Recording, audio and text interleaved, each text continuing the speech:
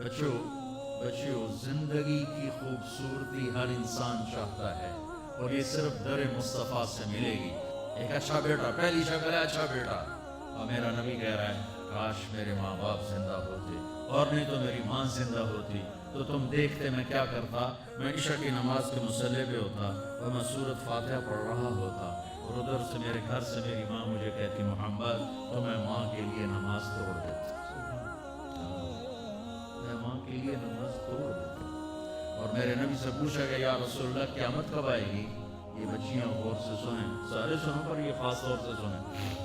آپ نے کہا اللہ کو پتہ ہے کہ یا رسول اللہ کوئی نشانی بتا دیں۔ آپ نے کہا جب بیٹیاں بھی ماؤں کو ذلیل کریں گی تو قیامت آئے گی،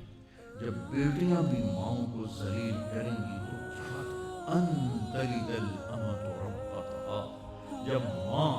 کے ساتھ بیٹیاں نوکر جیسا سلوک کریں گی، نوکرانی جیسا سلوک کریں گی تو قیامت کے نکارے پہ چوٹ پڑ کے رہے گی۔ یہ نہیں کہا جب کفر پھیل جائے اور جب اسلام مٹ جائے گا، اس حال کے قیامت اس وقت آئے گی جب دنیا میں ایک مسلمان باقی نہیں رہے گا۔ یہ واقعہ کی سنگینی کو بتانے کے لیے فرمایا جب ماؤں کو ذلیل کیا جائے گا قیامت آ جائے گی۔ میرے نبی نے فرمایا عمر تیرے دور میں ایک شخص آئے گا اویس،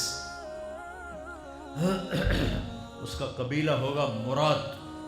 آگے سب کاسٹ ہوگی قرن، اویس بن عامر، اسے دعا کروانا، وہ کالے رنگ کا ہوگا، چھوٹے قد کا ہوگا، اور اس سے دعا کروانا، دعا تو بھی کروانا، علی تو بھی کروانا، علی اور عمر اویس ان کے لیے دعا کریں۔ انہوں نے پوچھا کیوں؟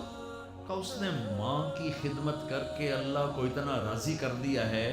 جب وہ ہاتھ اٹھاتا اللہ خالی نہیں لوٹاتا۔ اللہ کی قسم عمر و علی کو اویس کی دعا کی ضرورت نہیں تھی، امت کو پیغام دینا تھا کہ مائیں ذلیل ہو رہی ہیں آج، اور باپ جوان اولاد سے چھپتے پھر رہے ہیں، تو میرے رب میرے نبی نے یہ آگے پیغام دینا تھا کہ نبی ہو کر رسول ہو کر کہہ رہے ہیں کاش ماں ہوتی تو میں اس کے لیے نماز توڑ دیتا۔ آپ کو 8 عورتوں نے دودھ پلایا والدہ سمیت، ان میں ایک ام ایمن بھی ہیں، آپ کے والد کی باندی، تو گھر میں تشریف فرما تھے، ام ایمن بیٹھی تھی حضرت عائشہ، تو ام ایمن کہنے لگی یا رسول اللہ پانی تو پلا دیں، تو اللہ کے نبی ایک دم اٹھے، تو حضرت عائشہ ناراض ہو گئی، ام ایمن اللہ کا رسول کو کہتی پانی پلا، تو اور کیوں نہ کہوں میرا بیٹا ہے میں نے دودھ پلایا، تو حضرت میرے نبی نے کہا ہاں ہاں عائشہ یہ میری ماں ہے، اس کا میں نے دودھ پیا۔ آپ اٹھے، گھڑے میں سے پانی بھر کے یوں دونوں ہاتھوں سے حضرت ام ایمن کو پیش کیا، جو حبشی باندی تھی، چونکہ دودھ پیا ہے تو ماں کا لفظ صادق آ گیا، تو بجائے اس کے کہ برا مناتے، آپ خادم بن کے اپنی ماں کو دودھ پلانے والی ماں کو آپ نے، حضرت حلیمہ سعدیہ تشریف لائیں، آپ نے اپنی چادر بچھا کر اس کے اوپر بٹھایا۔ ہمیں پیغام دینا تھا، آنے والے زمانوں میں یہ ہونا تھا۔ سبحان اللہ۔ امام ابو حنیفہ کا نام تو سب کو معلوم ہے نا، ایک اور عالم بتاتا ہوں، عبد الرحمن بن ابی لیلہ، ان میں علمی کھٹ بڑھ تھی بہت زیادہ، آپس میں بنتی نہیں تھی، تو ابو حنیفہ جیسی ہستی جن کے کروڑوں فالوور آج ہیں، ان کی ماں کہتی نعمان یہ مسئلہ ہے جا کے عبد الرحمن سے پوچھ کے آ۔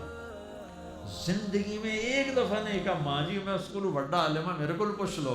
کہا اچھا ماں جی، اپنی چادر اٹھاتے اور پہنچ جاتے دروازے پہ دستک دے کے بھائی مجھے میری اماں نے بھیجا ہے آپ اس پہ فتویٰ، حالانکہ ان کی اپنی رائے اس کے خلاف ہوتی تھی، لیکن ماں کے احترام میں جا کر ان سے مسئلہ پوچھتے جن سے روزانہ مناظرہ ہوتا تھا، روزانہ کھٹ پٹ ہوتی تھی علمی، ماں نے کہہ دیا